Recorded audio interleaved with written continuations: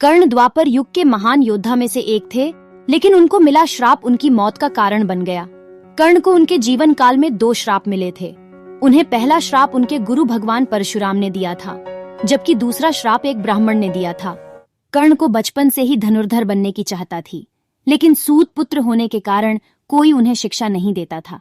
जब वह धनुर्विद्या सीखने के लिए गुरु द्रोणाचार्य के पास जाते हैं, तो वह भी कर्ण के सूत पुत्र होने के कारण उसे धनुर्विद्या देने से मना कर देते हैं।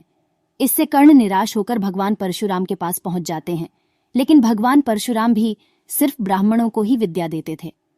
अब कर्ण किसी भी तरह से धनुर्विद्या सीखना चाहता था, तो वह भगवान परशुराम से झूठ बोलता है कि वह ब्राह्मण है। भगवान परशुराम भी कर्ण को ब्राह्मण समझकर उसे शिक्षा देने लगते हैं। जब कर्ण की शिक्षा खत्म होने वाली होती है, तब एक दिन उनके गुरु भगवान परशुराम दोपहर के समय कर्ण की जंघा पर सिर रखकर आराम कर रहे होते हैं। थोड़े समय बाद वहां एक बिच्छू आता है, जो कर्ण के जंघा पर काट लेता है।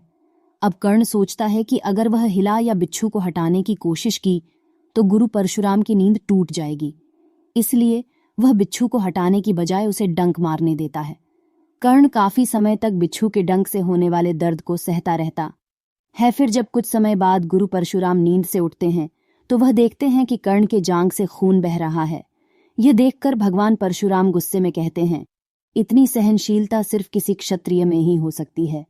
तुमने मुझसे झूठ बोलकर ज्ञान हासिल किया है, इसलिए मैं तुम्हें श्राप देता हूँ कि जब भी तुम्हें मेरी दी हुई विद्या की सबसे ज्यादा जरूरत होगी, उस समय वह काम नहीं आएगी। इससे निराश होकर कर्ण अपने गुरु से कहता है कि वह स्वयं नहीं जानता कि वह किस वंश और कुल का है। ऐसे में वह सारी बातें अपने गुरु परशुराम को बताते हैं। ये जानने के बाद भगवान परशुराम को श्राप देने पर पछतावा होता है, लेकिन दिया हुआ श्राप वापस नहीं लिया जा सकता था। इसलिए वह अपना विजय धनुष कर्ण को वरदान के रूप में देते हैं। इसके बाद कर्ण भगवान परशुराम के आश्रम से विदा लेते हैं।